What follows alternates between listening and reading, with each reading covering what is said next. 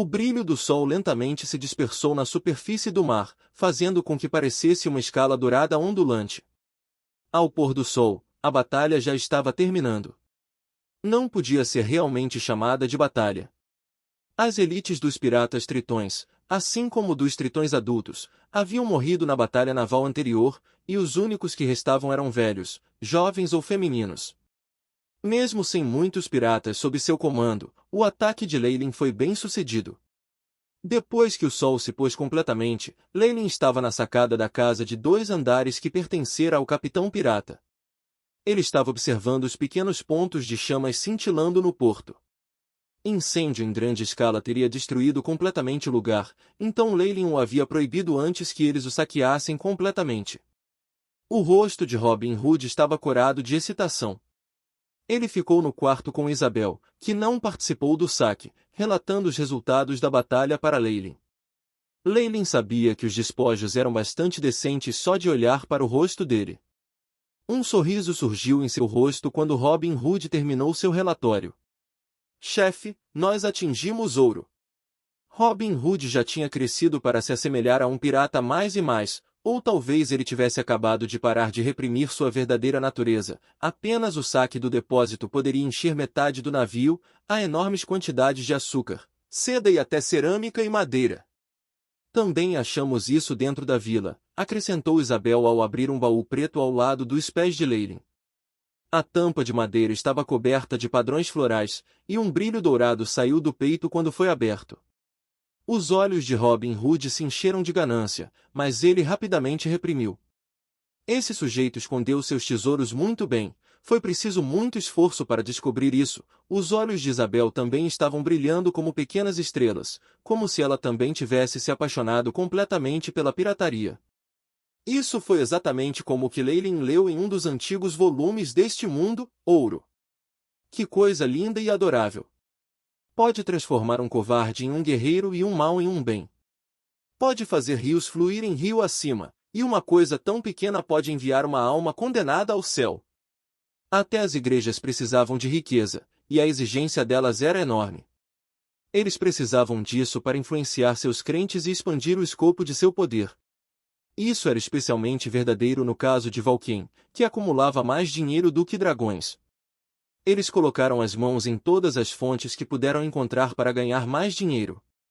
Dentro do tronco de madeira havia pilhas de ouro, ao lado de algumas pedras preciosas que quase cegaram Robin Hood. Isabel era mais resistente ao fascínio, talvez por ser uma nobre. Ela ainda permanecia racional diante das riquezas. Há um total de 782 cronas e cada uma pesa 18 gramas. São pelo menos 1.500 peças de ouro de Dambrat. Adicionando as pedras preciosas, todo este tronco vale mais de 2.000 de ouro. Leyline pegou uma única coroa de ouro, que era mais pesada que as moedas de ouro com as quais estava acostumado. Os desenhos decorativos, assim como o retrato, eram completamente diferentes dos da moeda do reino Dambrat. Milímetros. Não há necessidade de trocar as cronas, elas ainda podem ser usadas no continente. No mundo dos deuses, qualquer organização que fosse educada ou maior em autoridade poderia emitir suas próprias moedas, e isso criava muitas moedas de metal diferentes. Mas a Igreja da Deusa da Riqueza sempre se dedicou a normalizar sua própria moeda de ouro, a coroa. Eles queriam que ele substituísse todas as outras moedas, tornando-se um padrão oficial. Ainda assim, devido à resistência secreta de muitos deuses, eles nunca tiveram sucesso. Os deuses acreditavam que tal coisa traria muitos seguidores a Valken, de modo que seria estranho se eles o apoiassem. Embora essa fosse a situação, era a deusa da riqueza que emitia essas moedas. Todas as igrejas que a servissem atestariam a eles, então ainda era a moeda mais forte circulando em todo o mundo dos deuses. Parece que todos esses piratas esconderam suas riquezas em suas casas. Leyline pensou nos prisioneiros que ele tinha. Se ele tivesse assassinado Steve diretamente em sua casa e cavado seus tesouros enterrados, certamente teria ganho tantos benefícios quanto ele. Agora. Foi uma pena que ele não tivesse tempo naquela época que ele tinha agora. Colocando o tesouro de lado, e as pessoas e os escravos.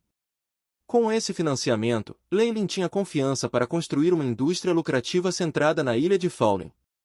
O mais importante agora era conseguir recursos humanos suficientes. Nossa força era muito pequena para bloquear a porta imediatamente. Muitos dos ilhéus conseguiram escapar. A expressão de Robin Hood ficou feia quando ele mencionou esta ponte. Já conseguimos capturar 90 pessoas, a maioria delas idosas, mulheres ou crianças. Havia também algum lixo pirata aposentado. Robin Hood cuspiu, e era óbvio que ele havia sofrido enquanto capturava esses piratas antigos e violentos. Tornando-se deficientes físicos ou ficando senil com a idade, esses piratas foram forçados a se aposentar. No entanto, sua natureza feroz e sangrenta não os deixou nem um pouco. Eu os pendurei até a morte. Robin Hood não se atreveu a esconder nada na frente de Leyland. Milímetro. Mesmo se eles são cativos, existem muitas maneiras de distingui-los. Quantos dos capturados são merfolk? Quantos humanos? Quantos deles eram originalmente escravos? Leyland claramente não planejava perseguir esses problemas, e em vez disso, perguntou diretamente sobre suas maiores preocupações. Os tritões resistiram mais violentamente e muitos deles fugiram.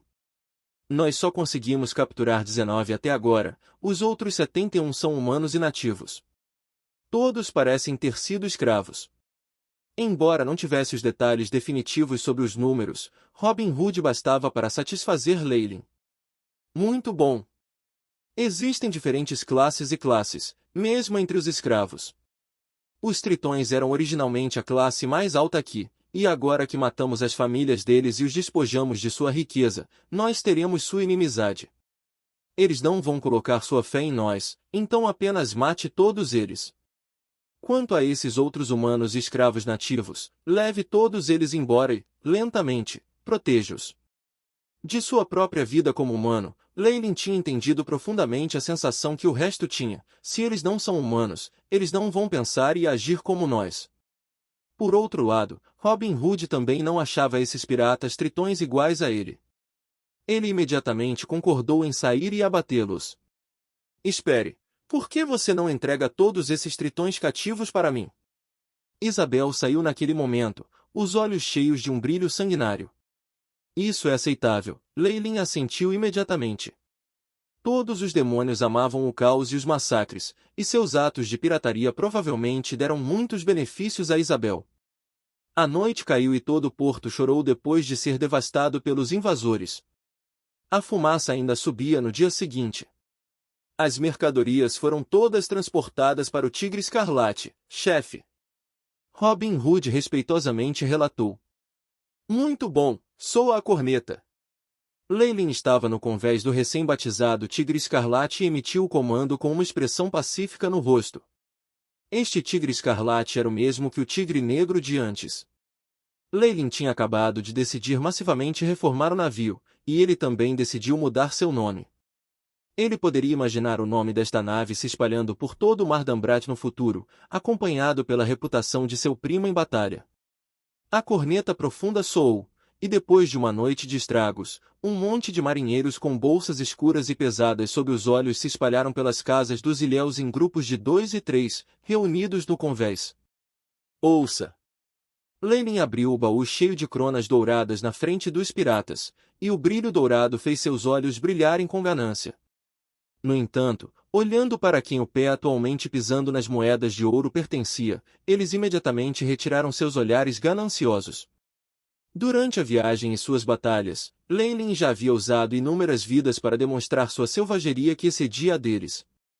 Varrendo todos os piratas com seu olhar, Leyland estava satisfeito com as cabeças arqueadas que não se atreviam a olhá-lo nos olhos. Só então ele continuou: todos aqui terão 3 moedas de ouro, e aqueles que mataram um inimigo ganham outro. As mortes profissionais serão contadas separadamente. Muitos piratas aplaudiram imediatamente a notícia. Leyland estava muito satisfeito com essa atmosfera. Apenas usar a força militar para intimidar esses piratas não foi suficiente. Era necessário demonstrar que, com ele, poderiam arrebatar mais coisas e ganhar mais benefícios. Só então eles o seguiriam até o inferno. A partir de agora, esses piratas provavelmente tomariam mais iniciativa nas batalhas. Depois que ele distribuiu tudo, Leyland imediatamente emitiu um novo comando: Coloque todo este lugar em chamas. Depois disso, navegamos. Fumaça negra e densa rapidamente se elevou do porto quando foi engolida pelas chamas. O fogo rapidamente se espalhou. Os 2 navios de guerra piratas carregados de riquezas e escravos deixaram lentamente o porto, e alguns dos piratas ainda tinham olhares de arrependimento em seus rostos. O terreno e as condições do lugar eram muito bons, e também havia uma base perfeita. Que vergonha! Foi um ex-base celular. Leyland viu enquanto o fogo iluminava o céu da doca, mas sua expressão não mudou. Ele sempre planejou incendiar Alfmer Falk Island. Não era apenas a ilha, até mesmo a fortaleza dos Tigres Negros também. Esses lugares não lhe pertenciam, e os piratas estavam subordinados ao Marquês Louis. Mesmo que ele ocupasse esse lugar, talvez Leyland logo atraísse a atenção dos esqueletos negros e Tiger Sharks.